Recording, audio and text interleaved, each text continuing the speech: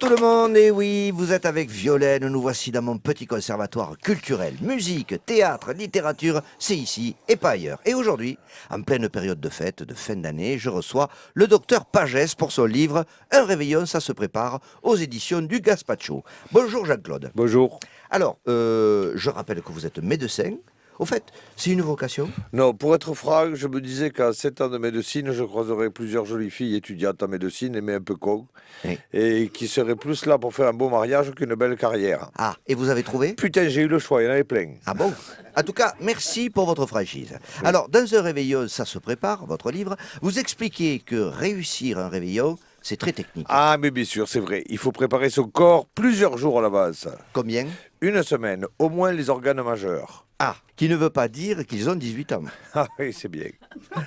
Bon, alors, c'était la séquence rire de la rubrique, évidemment. Oui. Donc, préparer les organes. Oui, il faut les dresser. C'est-à-dire? Le foie, une semaine avant, il faut commencer à picoler. Ouais. Ricard, vin digestif, à n'importe quelle heure, et double Ricard. À 10h du matin, l'alcool de poire, il faut que le foie se dise « Oh putain, c'est plus moi le patron Ah. Ça peut arriver à n'importe quel moment que c'est pas fini. Et c'est pareil pour l'estomac.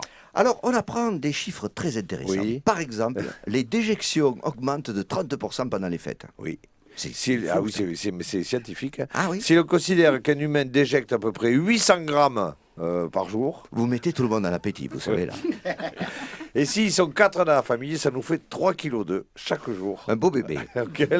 auquel vous rajoutez 30%. Et ça fait 1 kg de plus. Et on se retrouve avec 4,2 kg par jour par famille. Imaginez un immeuble de 6 étages avec 20 foyers.